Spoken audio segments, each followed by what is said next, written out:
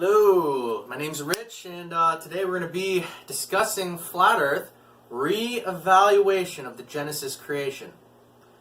So, a lot of you who have read Genesis in the past, they're like, oh, in the beginning God created the heaven and earth, created the sun, the moon, the stars, the plants, the animals, and blah, blah, blah, been there, done that. Okay, let's move on. So, right now I'm going to break down the Genesis creation. We're going to evaluate every word and go into great depths of what God is doing when He's creating all this. So, let's start with Genesis 1:1. In the beginning, God created the heaven and the earth. Plain and simple, right?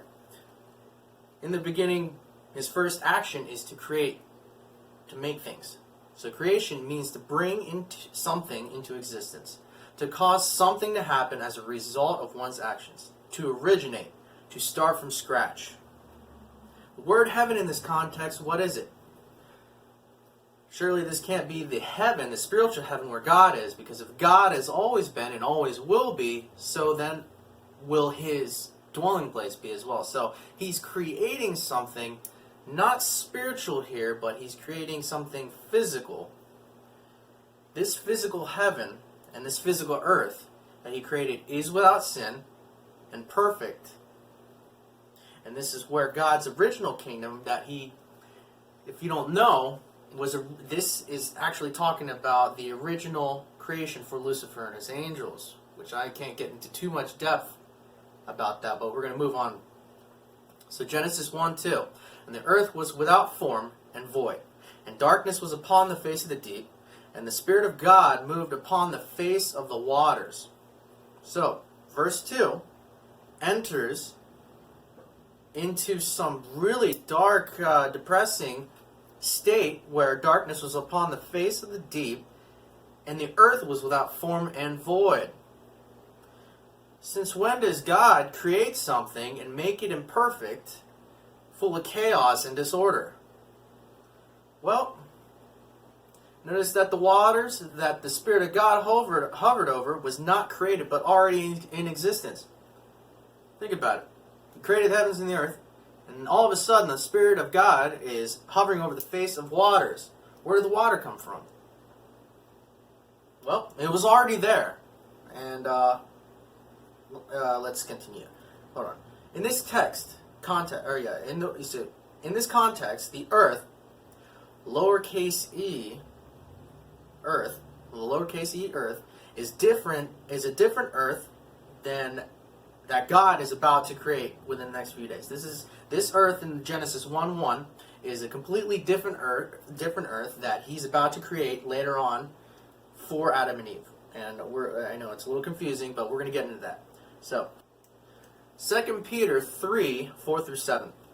All things continue as they were from the beginning of creation. For this they are willingly or are ignorant of, that by the word of God the heavens were of old, and the earth standing out of the water and in the water, whereby the world that then was being overflowed with water perished. But the heavens and the earth, which are now by the same word, are kept in store, reserved unto fire against the day of judgment and perdition of the ungodly men. This verse is not talking about Noah's flood. 2 Peter gives us insight to water already existing. Remember, it's not created, it's already existing in Genesis 1:2. So he's stating that the earth, or that the old heaven, which was created in Genesis 1:1, the beginning, the heaven and the earth that God created, was destroyed. Now he's prophesying, again, he's saying it now, the same world, which are now the same world, are kept in store. He's now prophesying that the next renovation of earth will be, with fire. So destruction and renovation of the earth will be with fire. So going back to Genesis, the term void, what does that mean?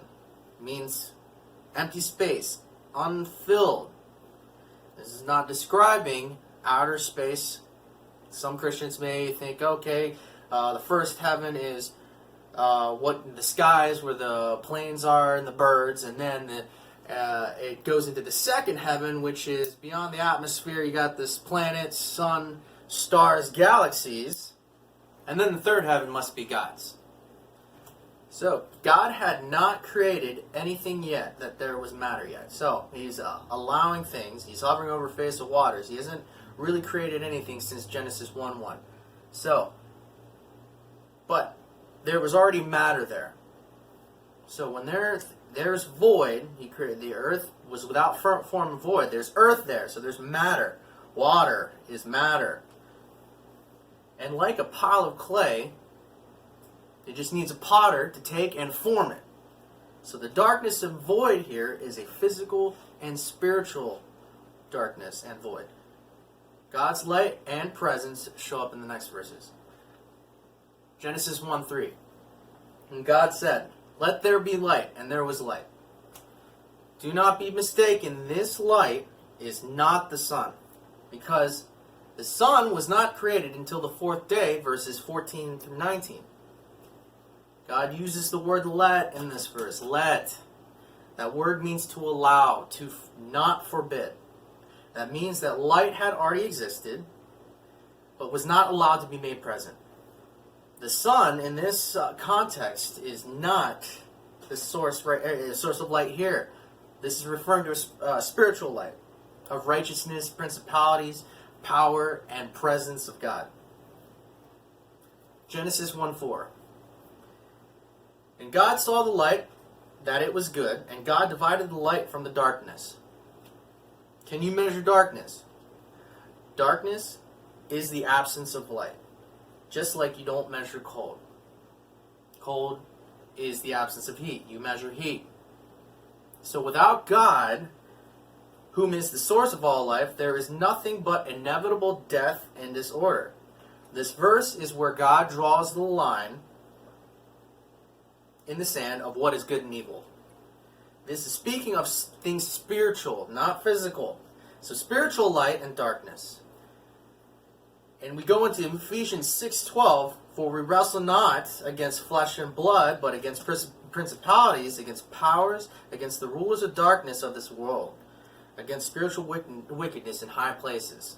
Everything's spiritual in this context of Genesis 1:4. Genesis 1:5. And God called the light day, and the darkness he called night, and the evening and the morning were the first day. Day and night here are proper nouns, capital D and capital N. So everything's being made new, a fresh new start. And even though the sun and moon has not been created yet, the phrase evening and the morning, or the second day, is most likely referring to a 24-hour period. So when God says that He created this in one day, He created the universe in 6 days, and the seventh day He rested, it literally means that He created it in a week. I believe that. And any Christian who reads Scripture should take the Scriptures more literally, or we rabbit trail into whatever speculations that you want it to be. So, Genesis 1:6. And God said, let there be a firmament in the midst of the waters, and let it divide the waters from the waters. Some may speculate that the firmament is referring to dry land that separates the bodies of oceans. This is incorrect, because God had not brought forth the land until verse 9 and 10.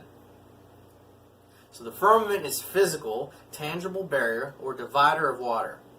The word firmament comes from the Hebrew word rakia, which means an expanse, visible arc of the sky.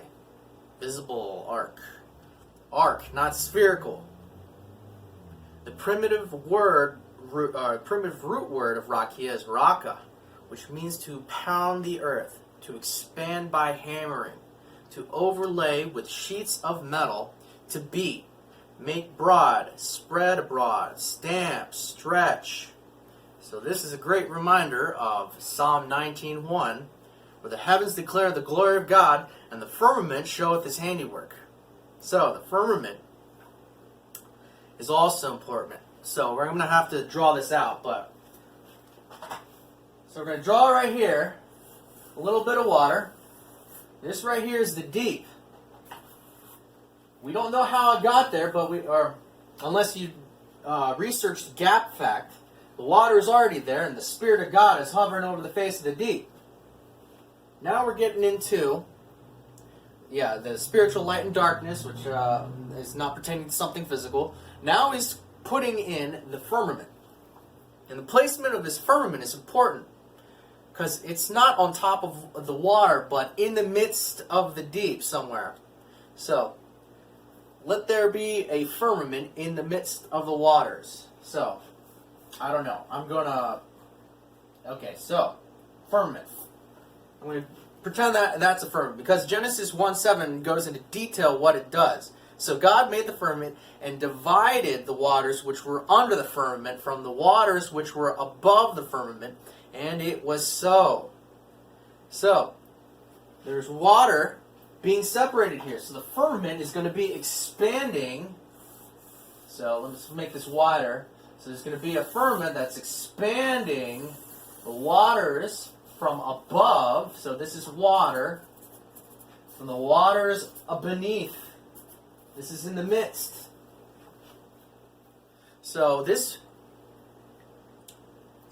This is why placement of the firmament is in the midst of the deep, because there happens to be water above it. So that's the only explanation of how you get water above the firmament. Firmament. Genesis 1:8. And God called the firmament heaven, and the evening and the morning were the second day. The word heaven is capitalized. It's a proper noun. The firmament has a name. So, when reading scriptures, most people, when they come across the word heaven, they're sometimes taking out of context what heaven they're referring to. They think, oh, heaven, God, sky, up there, spiritual. This is most likely when you read heaven in some of the scriptures, you may be reading about this physical barrier that is separating water from water. Another term used for heaven is to describe the open expanse. Oxygen, carbon monoxide, or dioxide, etc. Anything gases. And this is all within the firmament. So it's used to describe anything pertaining to the sky as a whole. Firmament is also possibly tied to the second heaven, because we hear a lot about the first heaven and the third heaven, but the second heaven is a little gray area. So that could be somehow tied into that. Genesis 1:9.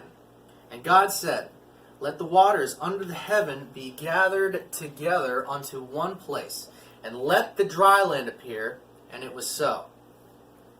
Genesis does not describe how the firmament is set in the waters, but Job gives insight on how this is possible. So before we get onto how the dry land appears, how is the firmament placed in the midst of the water?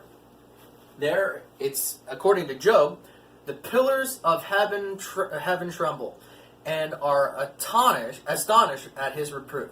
So heaven, the firmament, has pillars, a solid physical foundation,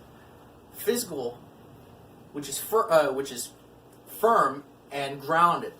So there's the firmament, and you have pillars. We don't know what these pillars are, but this is just a picture in Scripture describing what these pillars may look like. So, the pillars of heaven. Let's do pillars of H. Alright, pillars of heaven. So, again, this is all water still. And now, when God calls the dry land appear, so God uses the word let. So, let, to allow, to not inhibit. This means that land matter had already existed. He didn't create the land. He called the land. Let the land rise and become dry land. So, he brought forth the waters once again to become dry land. This land matter was used for the old earth and the old heaven in the past before verse 2, before Lucifer and his angels. And this reinforces that matter, water and soil, were used in the past. So, this soil, I don't even know where this soil was. Some sort of foreground, because water has to be contained in something. It takes the shape of what it's contained in. So, if there's soil, God is now allowing the soil to rise up and to come above the water. You got your mountains, you got your seas. So I think, some sort of trying to, apologies for my drawing, but yeah. So dry land is now in this air pocket of the firmament, allowed to be dry, and now he calls it earth. So, Genesis 1:10, God called the dry land earth, and gathered together of the waters he called seas, and God saw that it was good. So the word earth, capital E, is proper noun, and is the name of the dry land. Land. And anything that this land is not separating is he called seas. Seas. So, it's significant that sea is significant and is different compared to lakes, streams, brooks, and rivers. But I'm not going to get into that at the moment. But Genesis 1:11, and God said, "Let the earth bring forth grass, the herb yielding seed, and the fruit tree yielding fruit after his kind, whose seed is in itself upon the earth," and it was so. So God uses the word "let" again. He doesn't say he created the seed and the trees and the plants. He says he let the land or the seeds or the earth to bear these plants. So he's commanding the earth to grow grass, herbs, and fruit trees. Note that he didn't have to create it or start from scratch. It's amazing that these plants didn't even need sunlight to grow, considering that the sun and moon still hasn't been made until the fourth day. That's how God's power works. He is supernatural. Plants that can grow in one day is just unbelievable. So God's power is is at hand when he's allowing these plants to grow. But it's just interesting that you don't even need sunlight yet. So God uses the word "let," allows the grass to grow and the plants. This new earth is able to grow it because, the seeds were already there. He didn't have to create the seeds or the plants because seeds were already dormant in the soil, and when this soil was used before verse 2, the old kingdom of heaven and earth. So God created the amazing seed. Yeah, this is an interesting fact. He created the seed to last centuries, dormant in layers of soil. And the oldest germinating seed documented was nearly 2,000 years old, according to carbon dating. That's amazing. So, the seed, which is in the soil, that was brought up to this air pocket, allowed to dry, is now growing trees and plants and other sort of vegetation within the earth. So, Genesis 1:12, and the earth brought forth grass, and earth yielding seed after his kind, and the tree yielding fruit, whose seed was in itself after his kind. And God saw that it was good. So he called it forth, and it happened. And it is good that all living things breed with its own kind. This was completely ruined when the sons of God, the fallen angels, started reproducing with the daughters of man. And that's information. It's in Genesis 6:2. So, Genesis 1:13 now. And the evening and the morning were the third day. Another 24-hour period without a sun and moon. So, Genesis 1:14 through 16 now. And God said, "Let there be lights in the firmament of the heaven to divide the day from the night, and let them be for signs and for seasons, and for days and years, and let them be for lights in the firmament of the heaven to give light upon the earth." And it was so. And God made two greater lights, the greater light to rule the day, and the lesser light to rule the night. And he made the stars also. And God set them in the firmament of the heaven to give light upon the earth, and to rule over the day and over the night, and to divide the light from the darkness. And God saw that it was good. And the evening and the morning were the fourth day. Now the sun and the moon are made to give light inside the firmament on the earth. One to rule the day, which is the sun, and one to rule the night, the moon. Pretty obvious. The firmament, the firmament and the heavens are tied here. Note the recurring phrase, in the firmament. He created everything in the firmament. God set them in the firmament of the heaven. Yep. So the firmament is physical in its shape, like an arc that is spread and stretched across the sky. And these celestial bodies, the sun, moon, and stars, are contained inside the firmament. So if this is a firmament, he placed them inside the firmament of heaven. Sun, moon, and stars. North Star. So the firmament is the exterior, while heaven is described as the area within the firmament.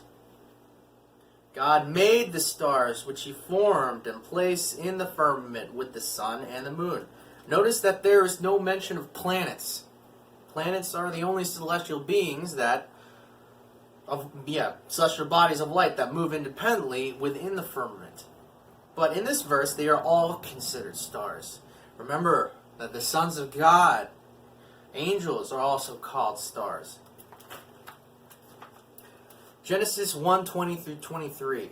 And God said, let the waters bring forth abundantly the moving creatures that hath life, and fowl that may fly above the earth in the open firmament of heaven.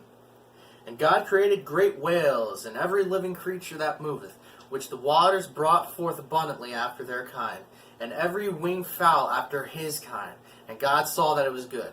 And God blessed them, saying, be fruitful, and multiply, and fill the waters in the seas, and let the fowl multiply in the earth. And the evening and the morning were the fifth day. So this is the first instance. Well, no, not really the first instance, but yeah, this God is continually creating, making living things to create, bringing existence, start from scratch. God is starting over. Notice the birds flying above the earth in the open firmament of heaven. So the same area that the sun, moon, and stars dwell, verse 17 states that the celestial bodies are in the same neighborhood as the birds. Let there be light in the firmament of heaven, and to divide the day from night. This is now saying that the fowl that may fly above the earth in the open firmament of heaven, this is the same place that the sun and the stars and the moon are. So really, from a world perspective, a spherical world perspective, you may say that this is earth, and the first heaven around that, the atmosphere where the birds dwell. Here's the rest of the universe, the sun, moon, stars, and all that stuff in between. This then could be, from a world perspective, the first heaven, and whatever's beyond could be the second and the third. Or, the first heaven, the birds are within the firmament of heaven with the sun, the moon, and the stars. That's what we're reading here. They're in the same local area as the celestial beings. Amazing. So, it states that birds fly in the heaven, and if you notice that birds don't fly very high, obviously, and anything pertaining to gases, the air, oxygen, the air we breathe, and the direction of up is kind of a term, is heaven, is described as heaven. So, Genesis 1:24 through 25. And God said, let the earth bring forth living creatures after his kind, cattle and creeping things, and beasts of the earth after his kind, and it was so. And God made the beasts of the earth after his kind, and cattle after their kind, and everything that creepeth upon the earth after his kind. And God saw that it was good. So God made and created once more beasts of the earth, and he didn't let, in this context, he created them. And he started from scratch, just like he created the fish of the sea and the fowl of the air. So two things to consider when explaining why God made all these living things. If there are already things in existence, these living things, he's starting from scratch. So, first theory is that all living creatures were exterminated during the first flood, not Noah's flood, the first flood that destroyed Lucifer, the first original earth of old, and the heaven where Lucifer and his angels were. Once that was destroyed, and only the seeds survived, all the living things were probably killed, anything that needed oxygen, because this was a flood of water. Or a second explanation is that there was never animals or birds in the original heaven before. So he started from scratch at this moment in time. Genesis 1:26-27. And God said, "Let us make man in our image, after our likeness, and let them have dominion over the fish of the sea, and over the fowl of the air, and over the cattle, and over all the earth, and over every creeping thing that creepeth upon the earth." So God created man in his own image, and the image of God created he him. Male and female created he them. Just like God gave Lucifer, the anointed cherub, dominion over Eden, the garden of God, and all the angels. This is Ezekiel 28:13. Eden, the garden of God. But Lucifer's pride was his fall, and that was all given, and once that was given to him, his pride was the downfall of him, and God destroyed it all with water. Now God bestows unto Adam a similar kingdom under his rule and dominion. And all things that were created for Adam. And that completes that for our creation, reevaluation of the Genesis creation. And again, hopefully when you are reading your scriptures, that when you read the word heaven, it may not always be pertaining to the spiritual aspect of heaven, but more of a physical one, the firmament, which I have constantly read the word heaven and thought as something unseen, but apparently the heaven is the firmament, which is a visible or tangible